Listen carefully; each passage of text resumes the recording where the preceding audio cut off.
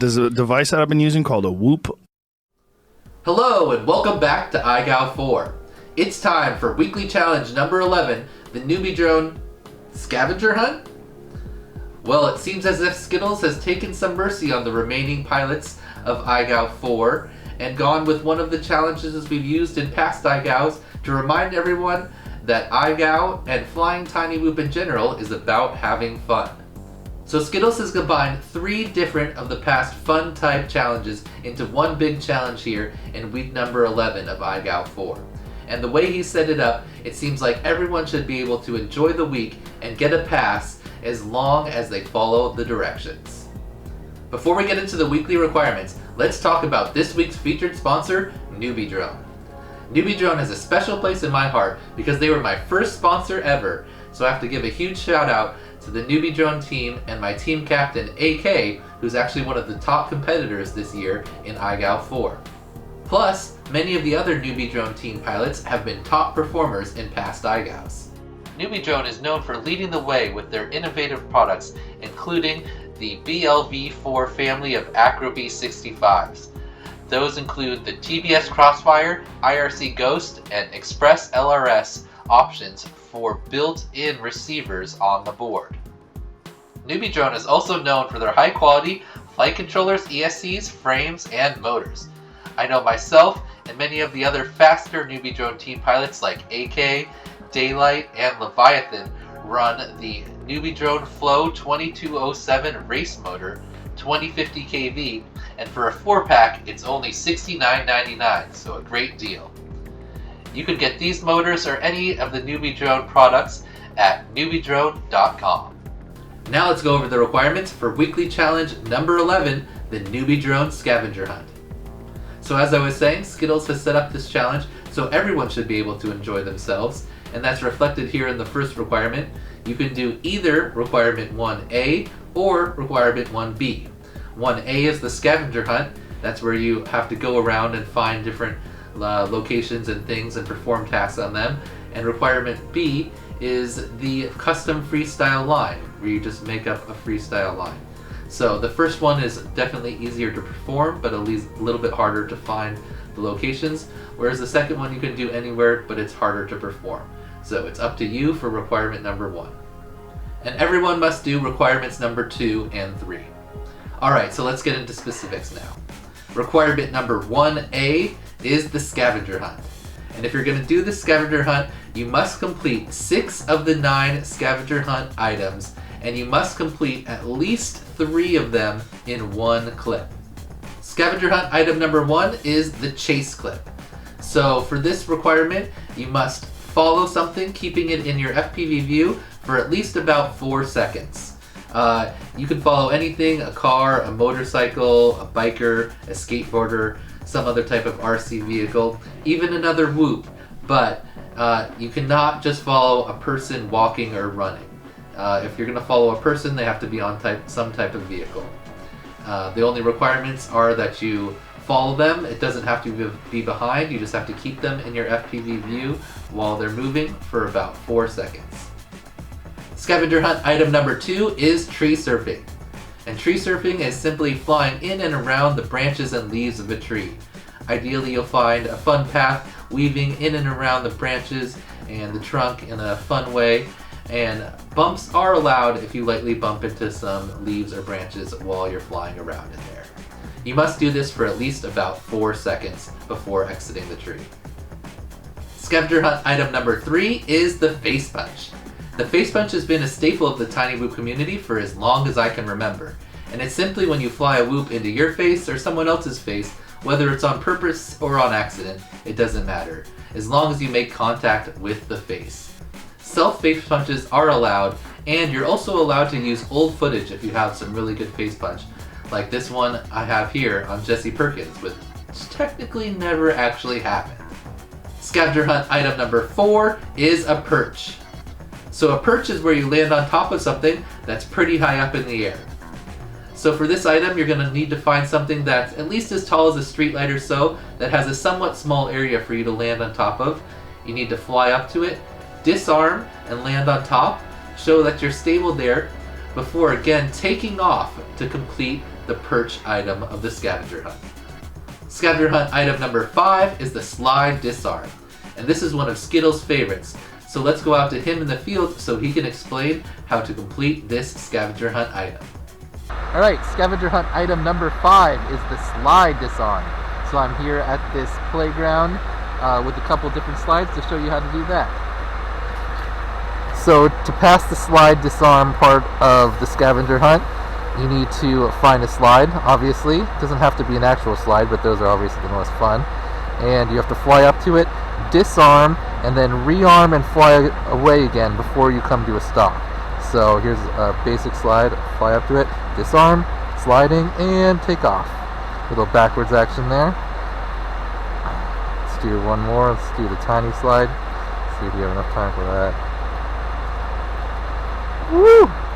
Alright, and if you can find it, a spiral slide is a lot more fun. Let's do that one right here.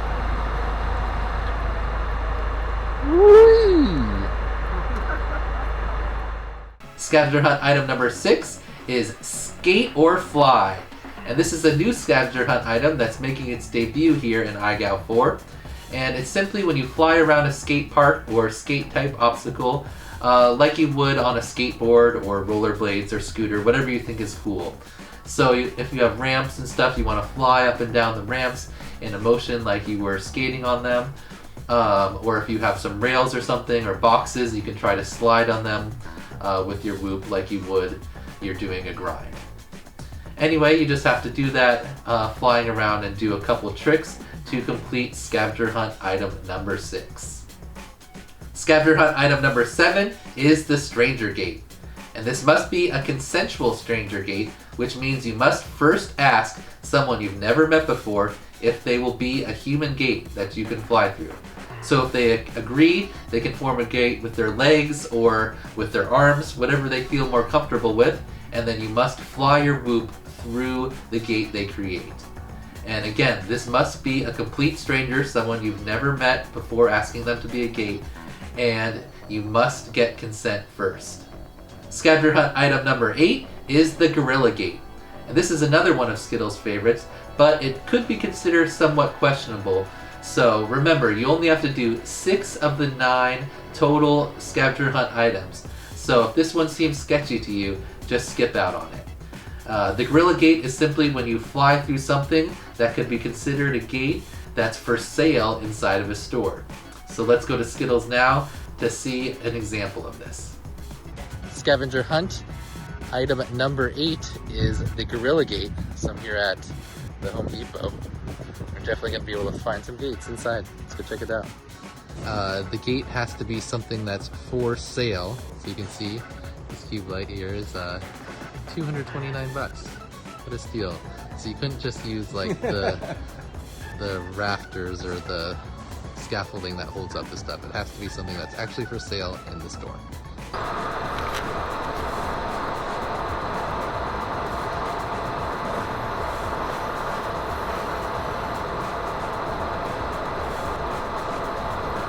Oh man, it's tiny. Oh, I did it. Yes. And finally, Scavenger Hunt item number 9 is the Odysseus's Arrow, also known as a natural gate tunnel. So for this item, you must find something that can be considered a line of at least 12 whoop gates, and then fly through at least 12 of the gates cleanly. This must be something that is not at your house and something that you did not set up yourself. Some good things to look for are bike racks or buildings and public architecture, awnings, playground rings, spirals of barbed wire, or lines of chairs or tables as long as you did not set them up. There's no gate size or flying speed requirements, but the smaller the gates and the faster you can fly through them, the better. And if you're curious, yes, the name does spawn from the Odyssey. Anyway, if the Scavenger Hunt doesn't sound like fun for you and something you want to do, then instead you can do requirement number 1B, which is a custom freestyle line. To pass requirement number 1B, you must put together a freestyle line that is at least 45 seconds long and contains at least 10 unique tricks performed on at least 4 different obstacles or point of interest. This must be done all in one clip with no bumps or ground taps or failed attempts. Intentional taps for tricks like wall taps are okay. Your freestyle line must include at least one split S variation, a 540 split S or a split back, and at least one of the tricks created by Shawnee D. See the description below for more information on those. A unique trick is any trick that is listed on the freestyle maneuver list, again see the link in the description below, or any trick that you create yourself. In my example, I think I do a front flip to Maddie, which isn't specifically listed on the maneuver list, but would be considered a unique trick. 10-piece combo coming up. Starting off easy. Number 1, orbit.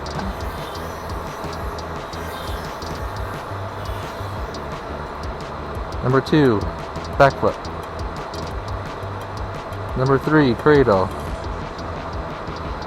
Number 4, split S.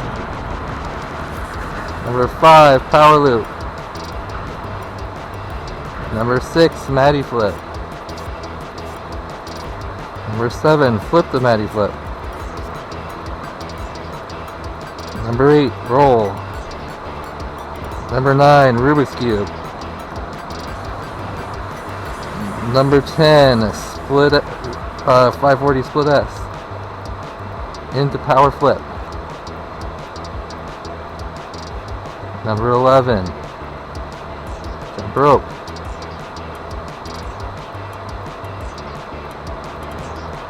And the cinnamon roll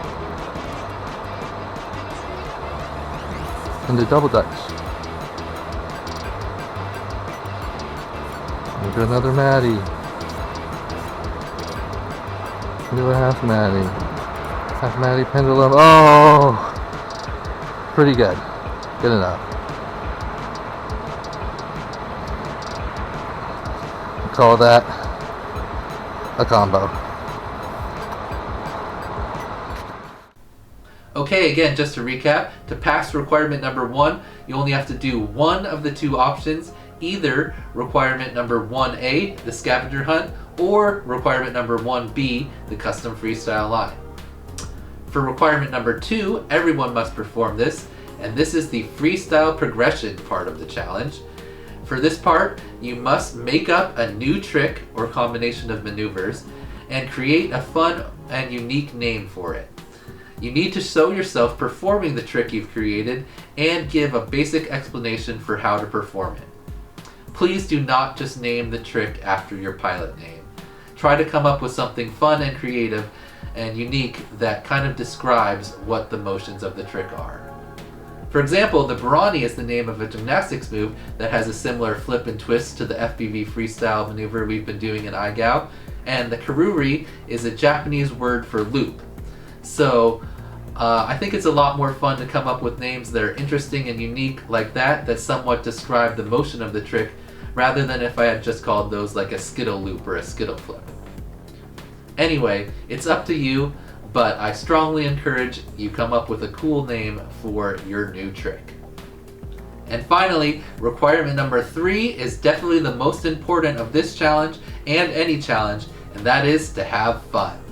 Remember that ultimately IGOW and Tiny Whoops are about having fun.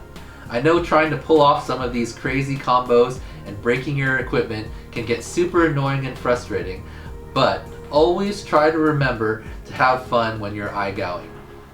Take breaks from challenge attempts and just rip around for a pack or two so you can enjoy flying. I know I'm trying to turn FPV freestyle into a more legitimate sport and competition with IGOW, but having fun is at the heart of flying Tiny Whoops, so never forget that. Alright IGOWers, choose whichever option will be more enjoyable for you this week and come up with a cool new trick, and remember to have fun. Good luck and happy whooping! Woke up with a headache and some neck pain. Cup of coffee, need the caffeine. Oh, I don't know the last time I wasn't tired. Check out in the fast lane. The lady asked if I've been having me a nice day. Oh yeah, I said that I'm fine, guess that I'm a liar.